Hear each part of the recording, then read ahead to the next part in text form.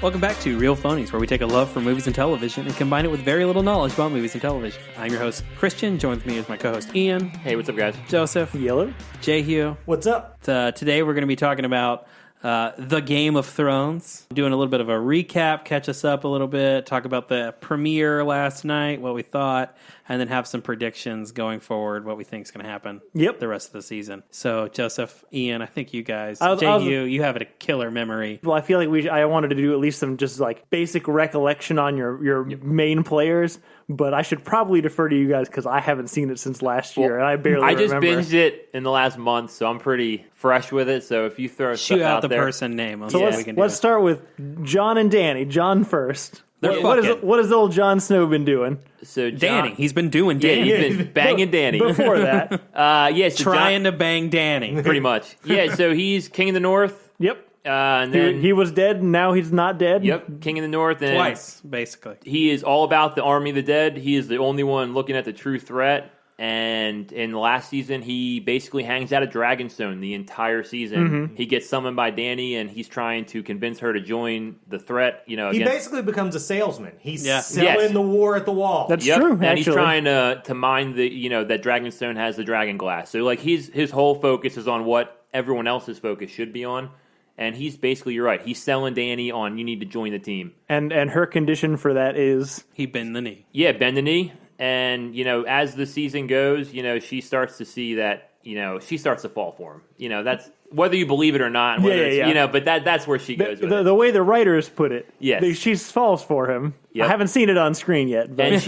And while she's dealing with Jon on one front, she's trying to win the War of the Seven Kingdoms on the other. Yep. So she's dealing with a lot of, and, she goes through adversity like, a lot of losses early in Season 7. She loses Dorne. She loses Hightower. She loses the Iron Islands. So Season 7, she's kind of starts off getting her ass kicked a little bit. And then she doesn't even really fully come around to the thing until she saves them north of the wall, really, and she sees it for herself. Yep. And then, so the season kind of ends with her as one of her dragons gets killed, one of her babies. Yep. By the Night King. And is it Viserion? Yep. Her evil brother one. Yeah. And she falls basically for Jon, and they consummate the relationship. Yep. Through sex. Tyrion listens in. So that's kind of. I still don't get in that scene why he looks so pissed about it. See, there are theories that, because like in the last episode in that of Season 7, he talks to Cersei. Mm-hmm. And they cut away from the conversation. This sounds like it should be in the theory section. Okay, we get to it. Yeah, we get to it. Next person. Don't say Dany, because we kind of just did Dany, too. We did mostly do Dany. The only other thing I think that was important from that plot is they end up trying to recruit Cersei to join the war, and they bring down a White Walker, not a White Walker, but one of the skeleton white things, and try to convince her, and she pretends that she's going to, but she's not. What else is Cersei doing? Yeah, Cersei's all about basically trying to win the kingdom. She's power hungry. She doesn't care. Even if everyone's dead, she just wants to rule over dead people. You know what I mean? So reaches out to Euron. Yeah, she's basically, she doesn't care if she wins. She just wants everyone else to fucking lose. Correct. Yeah, Season 7's kind of framed Dany versus Cersei, with Jon Snow kind of trying to convince everyone about the bigger threat. Yeah. And she gets Euron to bring her the Iron Fleet, and he becomes, he really kicks ass, and then she recruits. She basically steals all the Tyrell gold to pay off the Iron Bank finally, which has been kind of a plot thread. And she recruits the Golden Company, which is coming to help her. Yep. I don't know if we've talked about this either on the show or as individuals, but does anyone else think that Euron looks like Pacey? A little bit. I can see that. I always think I'm Pacey always with facial hair when he's not Pacey. From Dawson's Creek. No, I don't know what that is. I know what Dawson's Creek.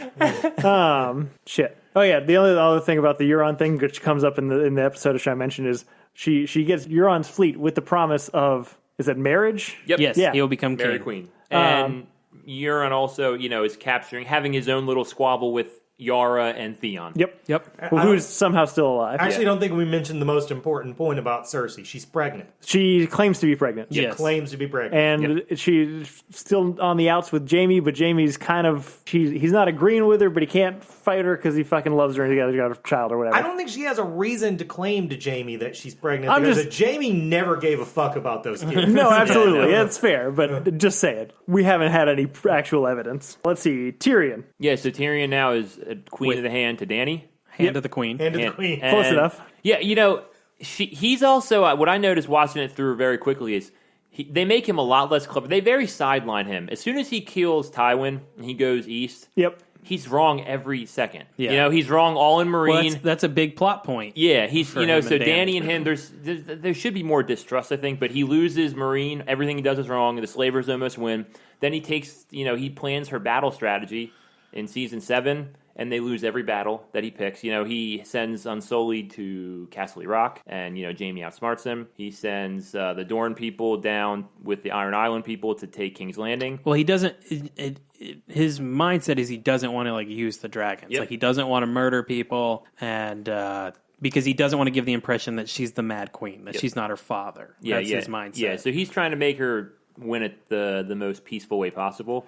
And it's not working. And she suffers a lot of losses. So, he's kind of there making his jokes with Varys as kind of, they're both, basically advising. Also a character that was really sidelined. Yep. And they're very advising Dany, but kind of been wrong more than right lately. For sure. I think one of the problems with him is I think with Jon and Dany and even Jaime and Cersei, George R.R. Martin probably had to give them an idea of what he's doing with them in the last book.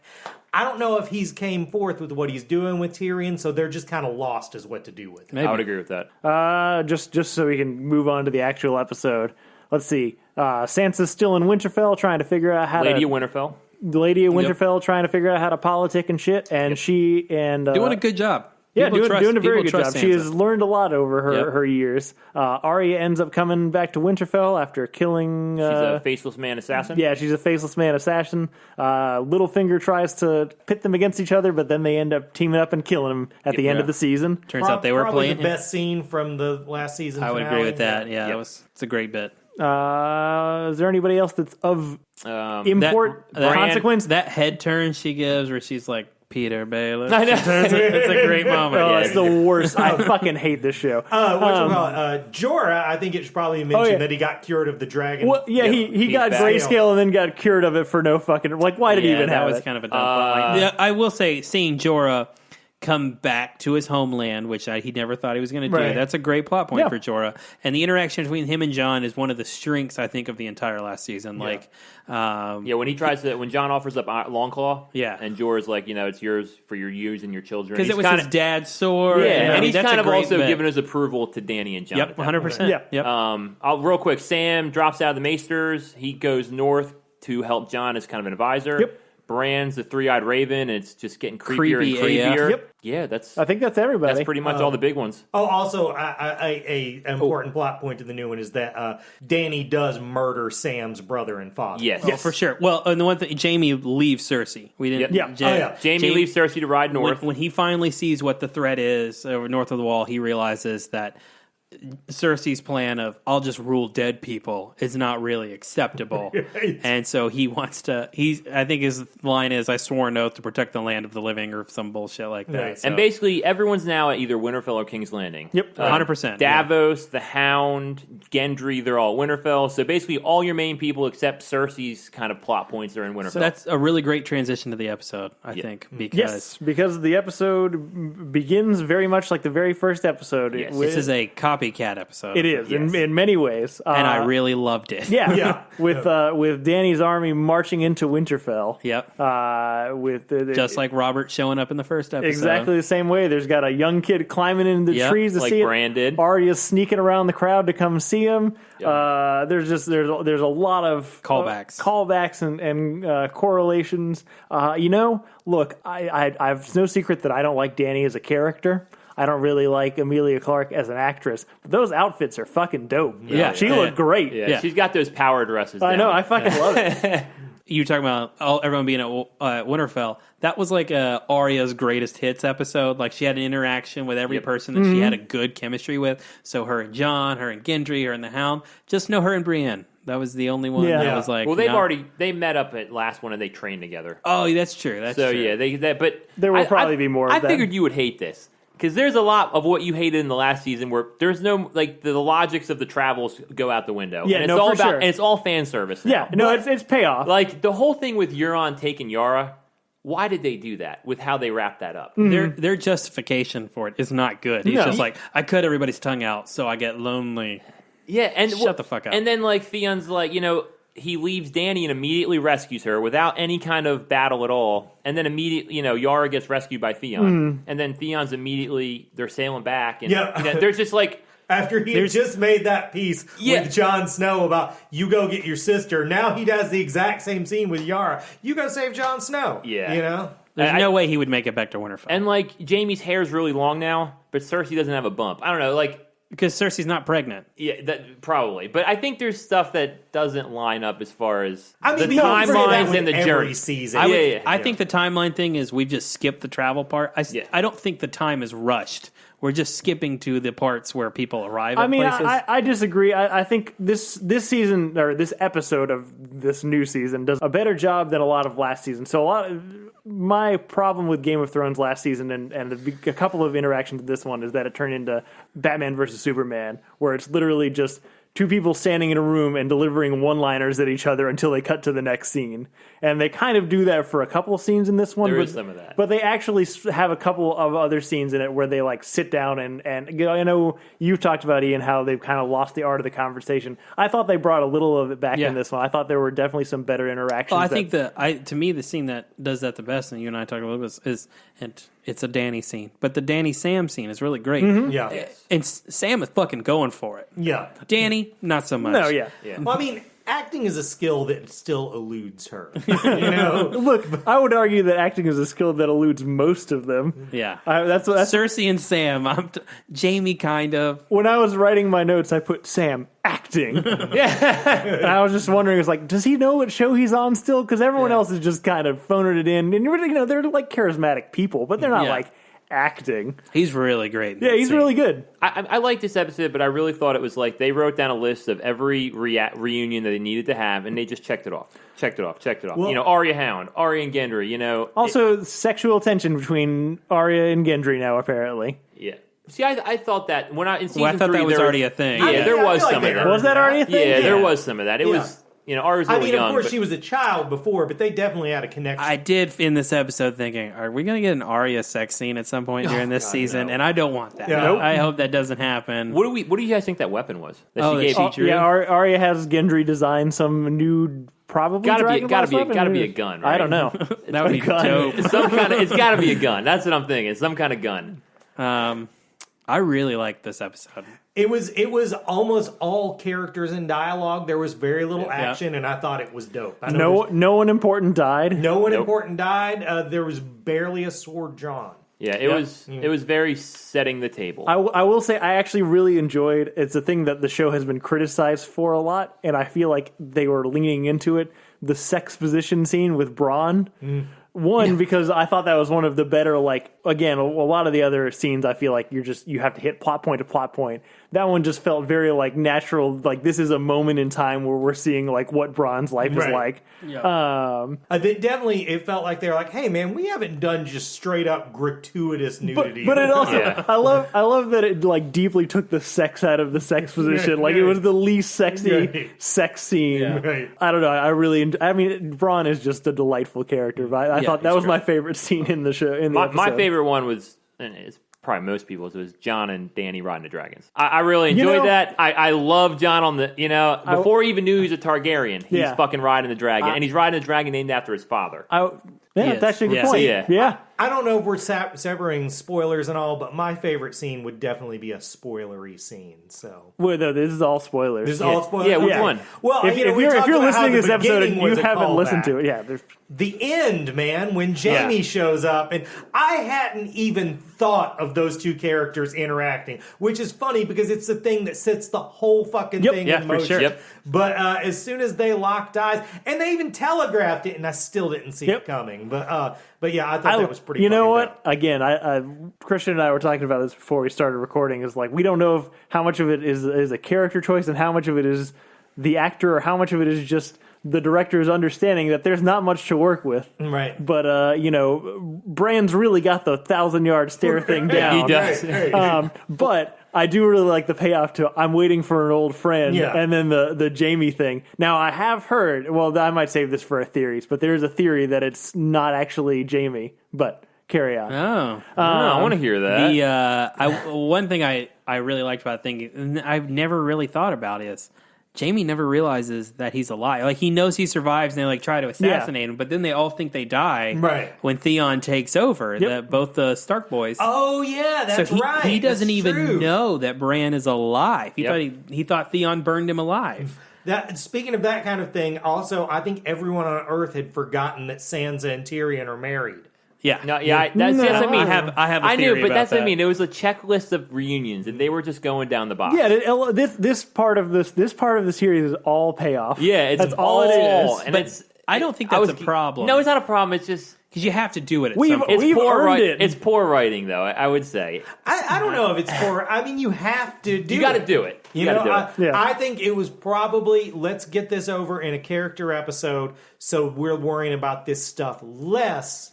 Down the road. When there's dragons and zombies. I will say I feel like the travel budget, since now that we're only in like 2 locations, has gone straight to the dragons because they look great. the dragons look really better good than they'd ever looked. The other thing that I really liked, and we're talking about, it's a callback to the first episode. The first episode opens with a White Walker attack. Right. And this one closes with one that is, again, very reminiscent of the beginning. Right. Yep. And yet with one of the best characters in the show, in Tormund. And I mean, just, I don't know, man. That's a great scene altogether. Because you know something's coming the whole time. Yep. I like Ed came back, too. I like the Ed was there. Yeah. This is probably my favorite season premiere, at least the last 3 seasons. Yeah. Well, because season premieres are usually just getting to know you, recap stuff, and there was a lot of that in this, but there was a lot of payoff in it too. We already mentioned it earlier, but the whole sequence from when Dany tells Sam that she had burned his family alive to him then going to Jon and telling Jon Snow who he really is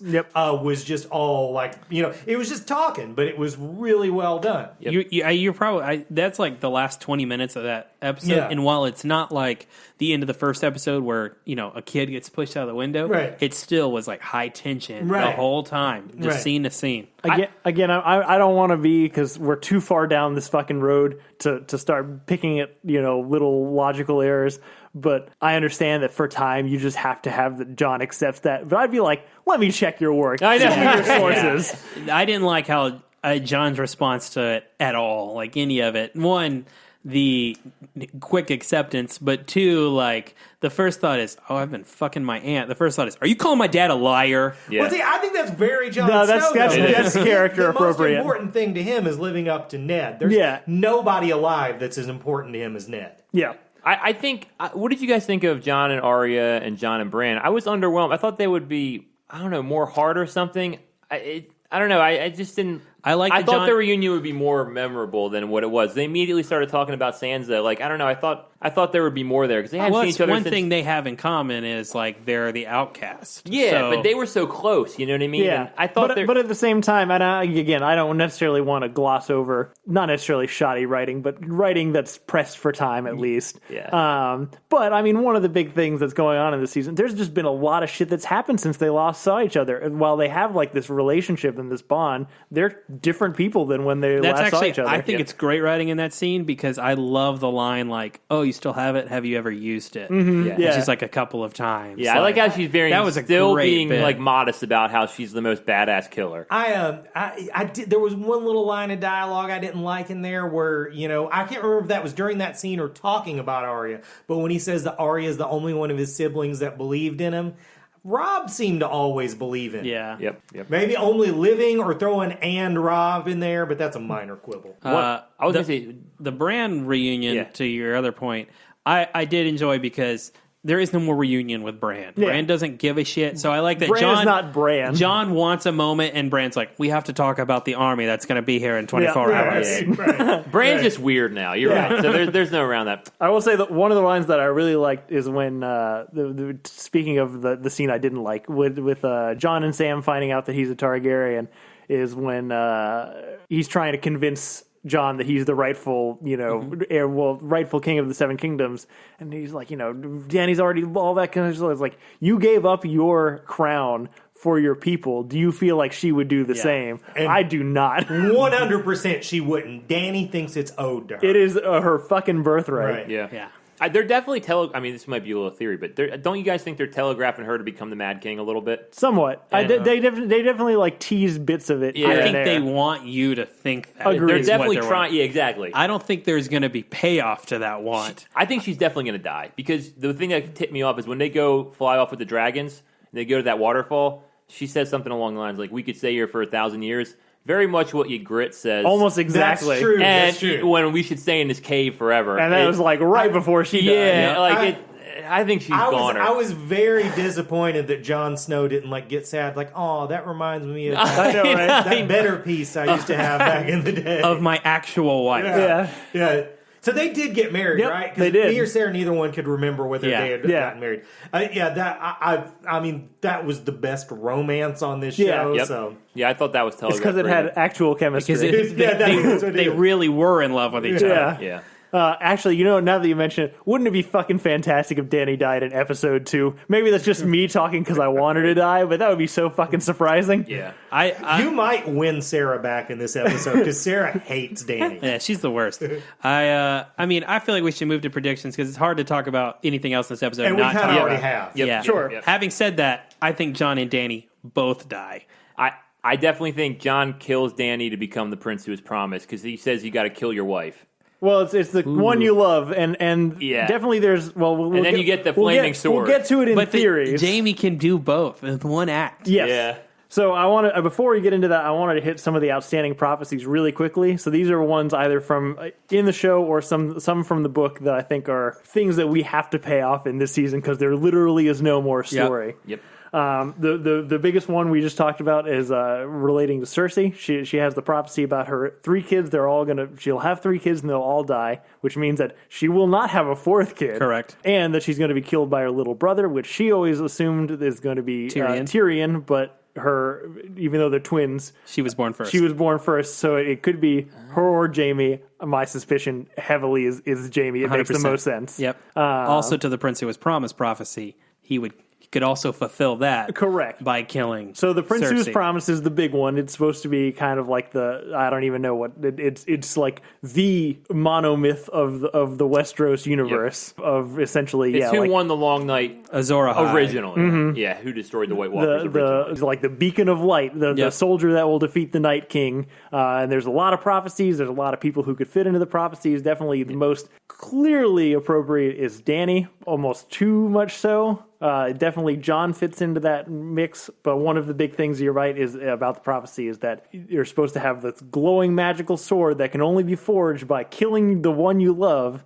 and I think that's got to be fucking Jamie. Yep. I feel like he's the only one that can do that. Because no one's gonna fulfill that prophecy to become Azor Ahai. Right. So he's gonna do it because she's fucking evil. Yes. And he's gonna be completing another prophecy, but in doing so, I feel like makes himself Azor Ahai. I have always felt those two prophecies were essentially leading to the same thing. Because I'm with you. Jamie's story has to end with him being the one killing. I think so too, yeah. Cersei. So do you think if he's the guy who makes the sword, does he get to use the sword? Is that how the prophecy works? Here's where I struggle with it because it seems like we're going to get resolution to White Walker storyline before we get resolution to Cersei storyline. It's possible, yeah. And Because, I mean, she specifically said she wants to see how the battle works out and catch you. correct. Yeah. And so if he's going to defeat the Night King and maybe dying and do so or whatever, he has to kill Cersei first. Yeah. So it's the biggest hang up I have left on before maybe now I'm convinced that's what's going to happen. That's probably more likely. I mean, the other way you could fulfill it is John, if they really turn her into Mad Queen, which I don't think they will because they're trying to telegraph it so hard. Yeah. Then John kills her. Yeah. You know what I mean? And then he becomes... Well, the other thing with Dany is essentially Dany kills Khal Drogo. Yep. So she's already killed a person she loved. And I mean, it would be the very Jon Snow move to say, here, you take this sword, you kill me, so we'll have the sword from the prophecy. I sure hope it's not like But it also would be the Jonas thing that is to so know. good. Yeah. But it also would be the Jonas thing to know that he has that kill the one thing he loves and he That's will true. fulfill his duty. Yeah, he's so Because- noble. Yeah, so I don't know. Yeah, All those but things are great. He also does think out of situations like that where Hurt's right. It'd be like, well, this has to happen, and people think it's going to be me, but we can make it you by you murdering me. I've already died also, twice. John could come back to life. So Danny could kill John, and then the Red Woman could bring him back. Oh, yeah, where is the Red Woman? I forget where the Red... I know she was exiled, but do we know where she went? She went to Bravos. I know you said you might have theories about that. Yeah. So we'll hit it in theory. So one more thing about... That's a prophecy, though. Is it a prophecy? Yeah. Okay. I have a new theory today, because you guys know I had been on Jaime doesn't kill Cersei. My theory was Jaime tries, he gets killed. Arya tries, gets killed. Brienne of Tarth has to avenge them both. However, I've got a new theory. I think that Jaime does kill her with his spawn. I think she gives birth to a dwarf and dies giving birth to it, just like her mother.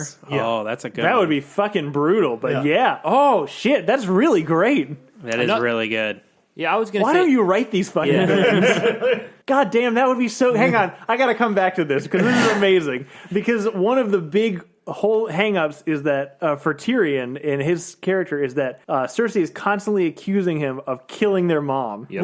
Right. So this would literally be Jaime killing her by her own logic. Shit, that's so good. Yeah. That is really good. It's possible. What else we got? So I got these are a couple of book ones. A few. Danny's got a fuck ton of prophecies regarding her. One is the one about Khal Drogo when he died. With like when the sun rises in the west and sets in the east. There's all sorts of stuff. But one of the things that's mentioned in there is that she's barren, or at least she's barren until those things are met. That we have seen absolutely no evidence of that or evidence against it. So it's just kind of hanging out there. I'm not sure what's going to happen with that. I mean, she believes it. She definitely believes it. She's done a lot of fucking. I think she's pregnant already. It's entirely possible. There is a prophecy. That's a fucking word. There's a prophecy regarding several people that will try and influence her, and all of the other people are book people that don't matter, but one of them is the Lion, and the impression is that either Tyrion or possibly now Jaime could be bad for her. Mm-hmm. And then Tyrion's kind of already fulfilled that a little bit. For sure. Yeah. And then the other... Go ahead. No, I was going to... Like I said, one of the theories of fans is that Tyrion then talked to Cersei. Yep. And they've come up with their own plan to backstab Danny. Now, that wouldn't make so much sense because they hate each other so much, but the way the episode cuts off in the season finale, last one, they cut away mid-conversation of Tyrion and Cersei. They definitely said something in there we don't know about. No, I think that's true. Yeah. And then they come back, so, I mean, that could also fulfill that. I just don't think it's that. Yeah. But then the other big one, which is something that they've actually kind of teased in the show in a deleted scene, which is that Missandei, her Danny's little, assistant helper girl, is evil and possibly a faceless man. One of the suspicions is that she, especially in the book, she's very young and she's very educated and knows a lot of languages and very knowledgeable, intelligent, all those kind of things. In the books, it's beware the perfume seneschal, which is like an advisor, and which has always been assumed to be Varys because it's always talked about how perfumed he is. But it also very much fits her. There's also a suspicious scene in, I think it's season 4 or 5, where that got cut into the deleted scene where it's after Jorah leaves, and there's a special moment where it's just Danny and Missandei, where Danny says, "Don't ever betray me," and she says, "Never." And it's fucking sketchy as shit. Right. So I would fucking love to see that pay off, because that is someone that I don't think anybody is really suspecting to do a lot of damage. And then you had a couple other ones regarding Melisandre and Karth. Oh yeah, so in season 2, Danny goes to the Tower of the Undying and sees the Warlocks, and she sees a bunch of prophecies.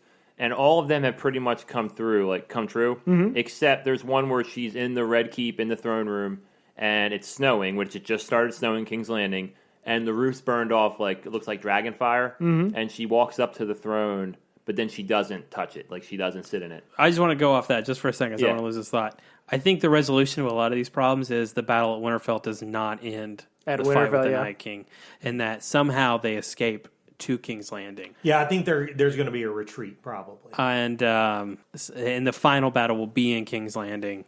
And so you could have Jaime resolve Cersei and the Azor Ahai thing come true, and then that prophecy also come true. I feel like we always feel like it's two separate things, but it'll probably end up all being the same battle. We'll come back to it. We'll come back to it in theories. No, the only two is the Red Woman is in season 3 when she runs into Gendry and buys him. She looks at Arya and is like, "Hey, you're going to kill a lot of people.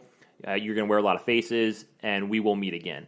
So the Red Woman is definitely coming back. A lot of She people also makes the prediction to Varys that they were and going to die. and then in season 7, like right at the end, she says, "I'm going to the Bravos," and he's like, "Well, don't come back." And he's like, "Well, I have to. We have to die in this strange country, Spider." So the Red Woman predicts, Varys and Herm are going to die together. I think she's going to bring back a lot of Red priestesses to help.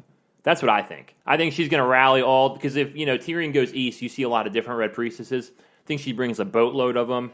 And they all start doing fucking magic against the Night King. It's definitely a part of their thing, right? Is they believe in the Lord of Light, and they believe in Azor Ahai. That's what I think. That way she could come back, and we'll see how that shapes out. But those are two that the show is telegraphed heavy. Definitely. They create the diversion that lets them all escape to King's Landing. That's possible. So let's break into theories. What do we think has to happen in the next couple episodes? I actually, on one that you just said about the throne room and the retreat back to Winterfell. Again, this is also me wanting Dany to die, but I could totally see Dany dying in the battle for Winterfell, and then everyone just doesn't know what to fucking do anymore, because she's like supposed to be the promised one. Yep. And she's the fucking queen of the dragons, like they're the mother of dragons. The dragons don't know who to follow anymore, and everyone's just like, fuck, I don't know what to do. Let's just bail. I could totally see that being the thing that happens. Especially because you think about how much of that is her army. The Unsullied, the Dothraki, all of that. Mm-hmm. Well, and I mean, their main hope of beating them is the dragons. If 100%. If they don't have the dragons, they're super fucked. Yeah, absolutely. Yeah. Come back to me. I got to think. I got all sorts. Okay, go. My new theory is I think Sansa is the one that wins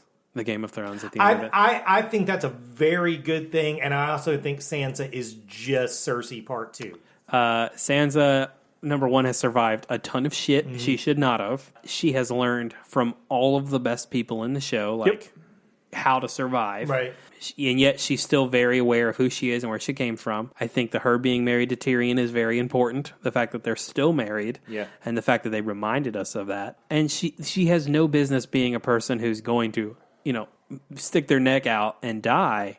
I mean, yeah, she's just Cersei and Littlefinger combined. And man, also, but she better. doesn't have a thing to do except be the only one left. Correct. You look at everybody else; they've got something they need to overcome. Yeah. She's already overcome her. You shit. can find a death pretty much for all the Starks. All the ones that are already dead, of course. But Arya and Jon, it seems very likely they're going to die. Right. But Sansa, I couldn't tell you unless she just has a really meaningless death to a White She's Walker. also probably the most capable of actually leading people.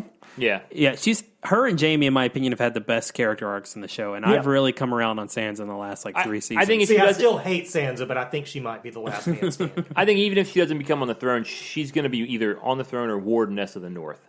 She will lead the North, no matter how this shakes out, for sure. I think you're right. Everyone's got to go back to King's Landing, because I'm thinking the Hounds in Winterfell, the Mountains in King's Landing, they have to fight. Yeah. You know what I mean? They have to. They telegraphed it in the season finale when they ran into each other at the Dragon's pit. I just feel like that's one of those things we may not actually get. I feel like There's no way. People want it No, too bad. and the season finale, they're like, you know how it ends for you. You've always known. That was last episode. Yeah. You know what I mean? Right.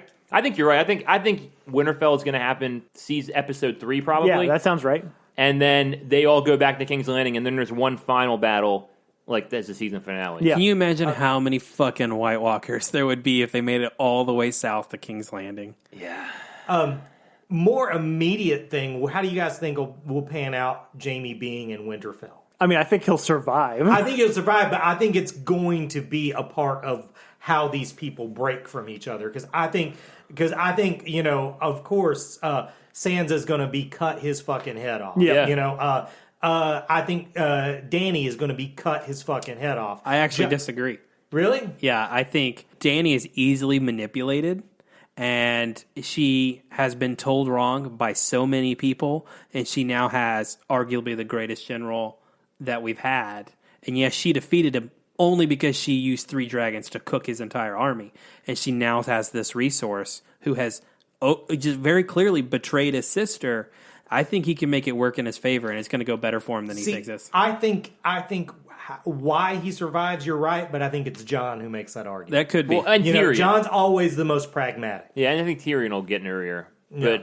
Well, I mean, I think Tyrion gets in her ear, and that turns her against Tyrion. Could be. Yeah. Yeah. But you could be right. It could be Jon. Tyrion may say it turns it against her, and Jon's the one who's like, no, this guy's really fucking smart. I think it's going to be the thing that starts to cause the rift between Dany and the rest of I them. would also say, I don't think the Bran bit is going to be as big of a deal as we all think it is. I think Bran is watching him. Again, I'm just really stuck on a fucking theory. Bran knows that Jaime's key to winning. Yeah, well, that's the thing. Like Bran doesn't give a shit. They push him out exactly. of the window. No, not absolutely. anymore. Bran is not Bran. Yeah. Bran is the all-seeing everything. Yeah.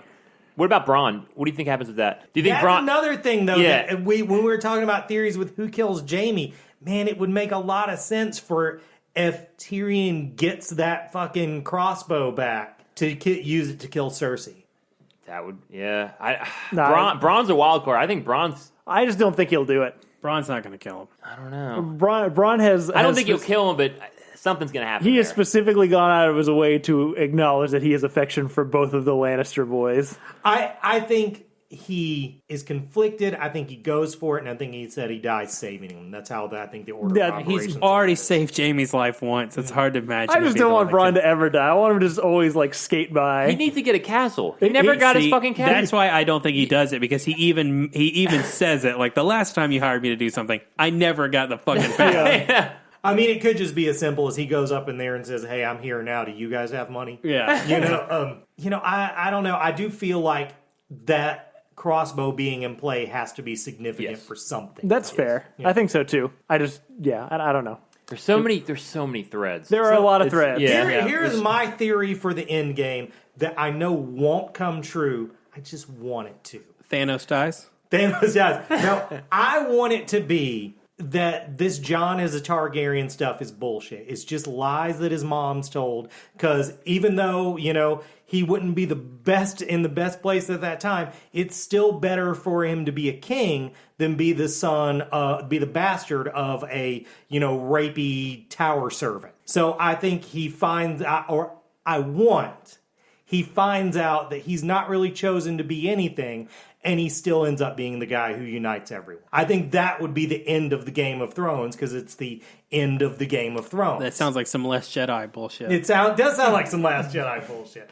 I just, I have this thing of I always want I want to subvert the sort of chosen one thing. Yeah. Yep. And I would really love it if that's where they went with this.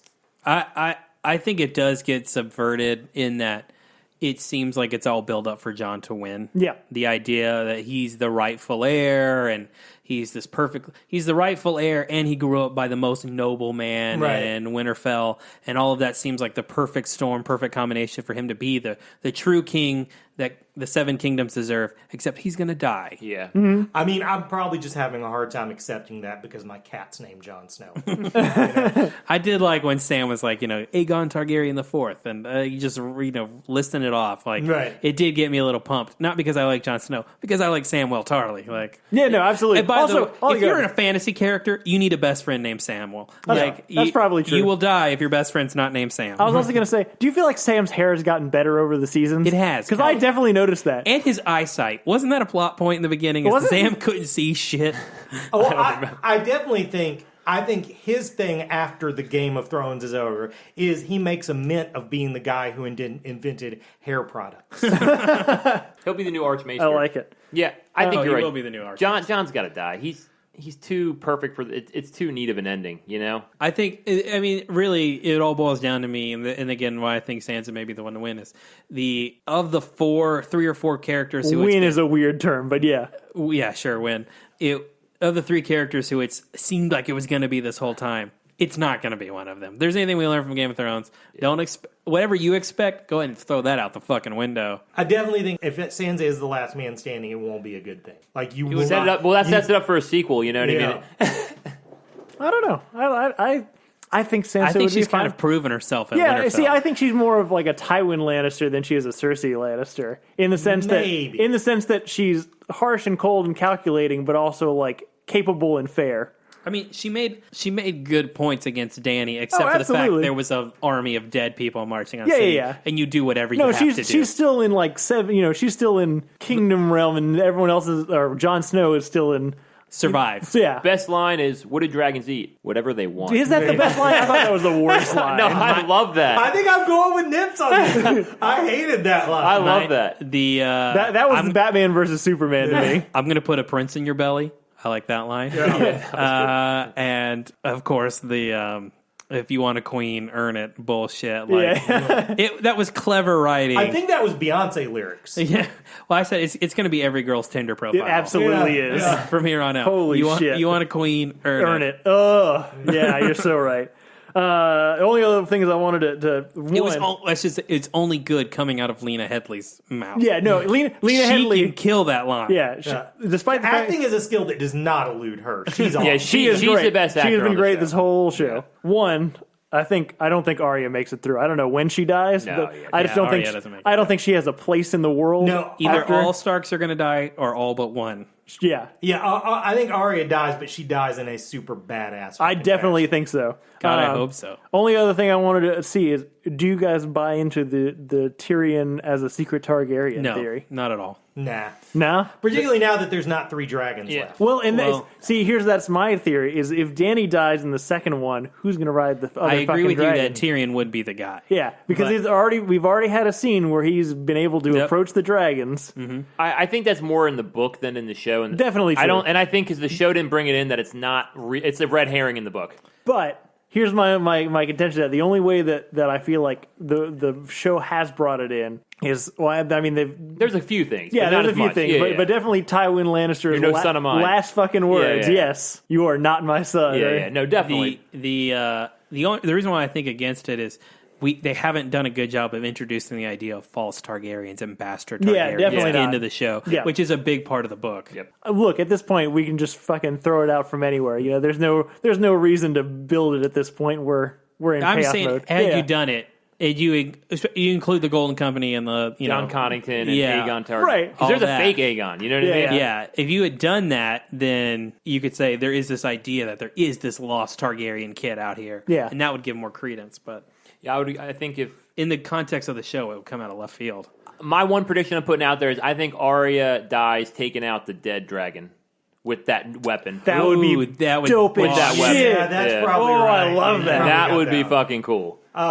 Yeah, because We're all going to be disappointed. there's nobody but Cersei left on our list, right? Nope. And the mountain. Yeah, Who's the kinda- the mountain. Technically, true. the Hound. Yeah.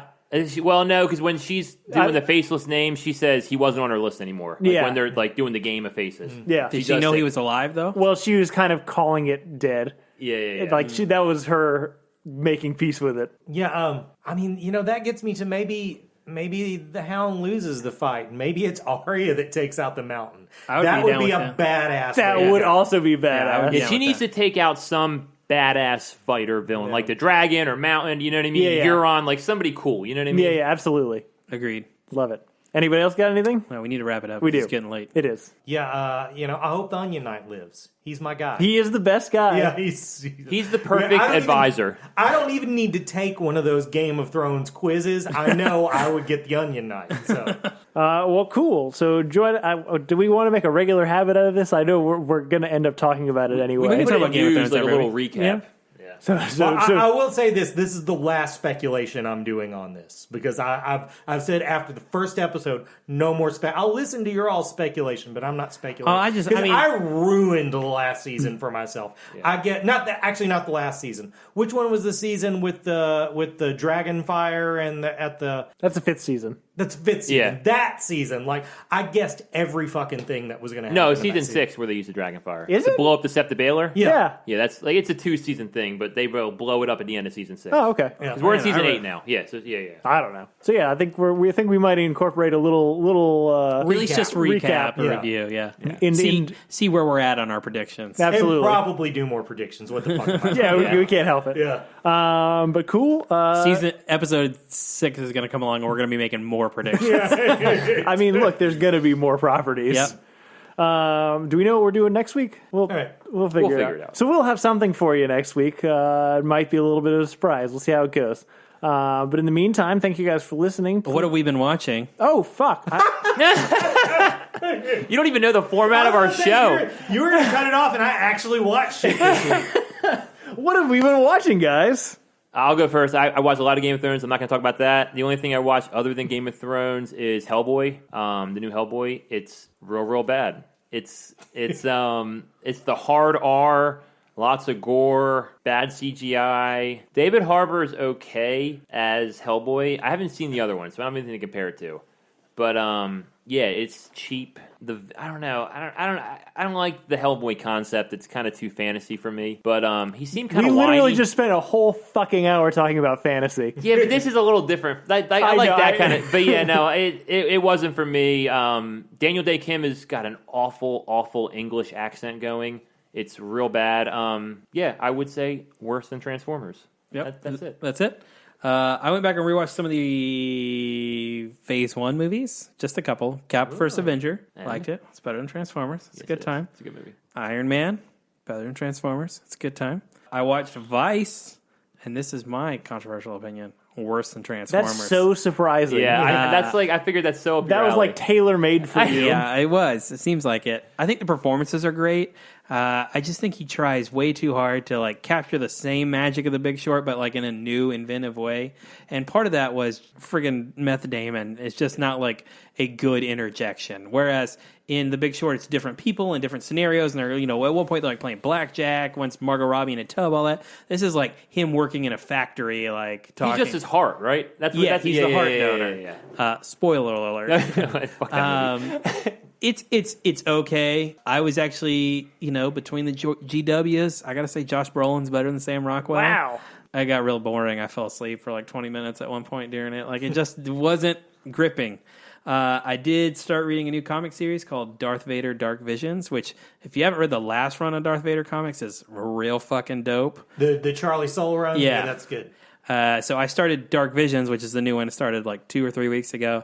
And it's okay. It's more so about how people interact with Darth Vader than about Darth Vader. And, like, for example, one of the issues is how an Imperial officer, how intimidating he is for Imperial officers. Yeah. And so this guy, like, destroys half of his fleet in trying to, like, prevent Vader from killing himself, which is kind of funny because you do see a little bit of that in the movies, and there's a whole comic book show about it. But I wish there was more, like again, the other issue, the other run on Vader, like, it's about him, and he's just doing insane Sith shit.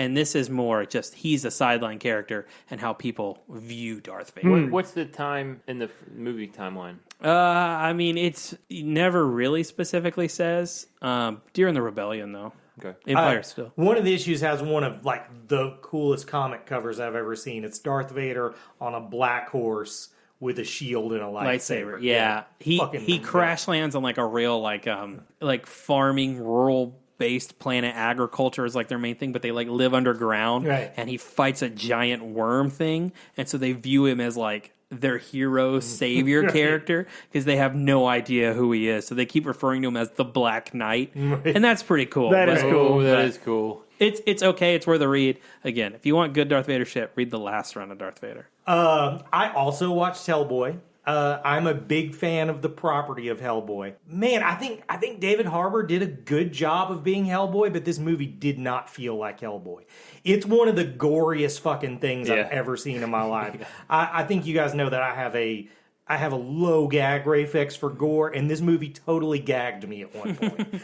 Yeah, it just, and it seemed like, we rated R, we can say fuck, but it seemed like people who had just learned how to say fuck. Yeah. Like, and it seems like they had a quota. Well, we know we can say, 36 fucks, so we're going to use all fucking 36. It was, and I thought the first half was better than the second half. yes, definitely. The part in Mexico was great. That felt like Hellboy. I like the 3 ogres, like that part early. Yeah. But yeah, no, you're right. It's a hard R for being the sake of hard R. I asked you, you're a big Hellboy guy. I heard there was a lot in there that is more true into Hellboy comics, like the way they do his origin, stuff like that, more so than the Perlman or the Del Toro Not ones? really. The origin's pretty similar, except they just throw in one character that's more from Hellboy lore, but actually wasn't present at the origin. You know what? You know how the best way I can think of to describe this movie. If in 2004 this movie came out about Hellboy, I probably would have been like, okay, this doesn't really get what I like about this property, but it was cool to see it on screen, and I kind of like it. And the Guillermo del Toro one looks like the reboot where they course correct and do it right. Like these are backwards by 15 years. Mm-hmm. Yep. Yeah, Oh man, I really there are elements of it that have like a fun Sam Raimi sort of vibe to it, Robert Rodriguez sort of vibe to it, but I would not go so far as to call it good. The girl who plays I can't even think of her name, but the female lead, she's good. And what's her name is actually good in it. She gets the Braveheart speech in it. Mila Jovovich? Mila Jovovich, but it's like the Braveheart speech for evil, so that was That sounds great. But I probably am going to go with worse than Transformers 2, even though it kind of harms me. Yeah, I say that hurts you to say it. I'm sure. Throwback to a couple weeks ago, I watched The Patriot this weekend. That movie, I'm going to go ahead and say, is better than Braveheart. Wow. Braveheart has not aged well for me, but the action in this is a lot better. The villain is so much better.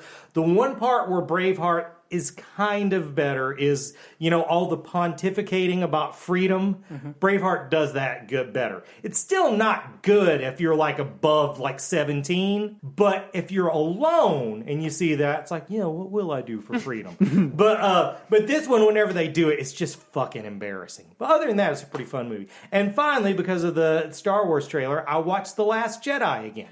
And here's what I'm going to say about The Last Jedi. As someone who actually loves The Last Jedi, I also figured out what one thing you could do that could change that movie. You could change that movie, and it would be a domino effect that would fix everybody's problem except for one. Hot sister for Rose. That one problem is that there's an Asian lady in it. I can't fix that if that's your problem. But okay, send Poe Dameron after Rey. Come up with some shit like there's a bounty hunter or something that can track the Falcon, and he's going to find Luke Skywalker. So Poe has to go find her. It's like a domino effect that fixes everything in the movie. Poe is number one. What's wrong with the sequel trilogy? And it sucks because Oscar Isaac's great at playing him. He is. They don't know how to use him. I think if you send him after that, first of all, it fixes one of the most awkward things about these movies is that two of the three main characters don't meet each other till the end of the second movie. Second of all, you can just get rid of the gambling planet. Yeah, That's the worst part. You put Finn into the role that Poe had, and at that point, you don't have to make up a new character for him to feud with, because it would make more sense. You wouldn't lose sympathy for that character. Leia could feud with him because she doesn't know to trust him. He was a stormtrooper like 20 minutes ago. They have the same character arc, and that's what doesn't make any sense. Poe and Finn both are learning to be, one's learning to be a leader and one's learning to be a hero. And it feels redundant in that movie. I think if you move Poe in the thing, it would change everything in a way that would make it about a half hour shorter, which is probably the thing the movie needed the most. I finally got around to watching the last two episodes of Cowboy Bebop because I didn't want it to be over for a long time, and I was finally emotionally ready for it. And it's great. It's just the fucking coolest show I've ever seen. I rewatched it last year, but I want to rewatch it. It's just so cool. That's the best word I can use to describe it. I watched If Beale Street Could Talk, which is a Barry Jenkins movie from last year. Is this your Joseph is Smarter Than Us? It is your the patented Joseph is Smarter Than Us pick for the week. Directed by Barry Jenkins, who did Moonlight a couple years ago, won the Oscar. I don't know why this wasn't nominated for more things. I mean, it's a little different from Moonlight because Moonlight had that time jump thing, but it's kind of a slice of life about a young couple falling in love. The girl gets pregnant unwed, and then the guy gets wrongly imprisoned for a rape he didn't commit, and it's kind of just about the family struggling and all that kind of stuff. Nothing splashy happened. There's no explosions, but it's just it's a well done story. It's beautifully shot. The acting's really good. Also, one of the things I've noticed in Barry Jenkins' films, he knows how to light black people, which is a surprisingly rare skill, it seems like, in Hollywood. But yeah, no, it's way better than Transformers. It's every single performance in this is better than Rami Malek in Bohemian Rhapsody. So I just don't understand where the love for this movie was. But shots fired. Yeah, I feel like you're ready for us to wrap up, but also you tried to sidetrack us on there again.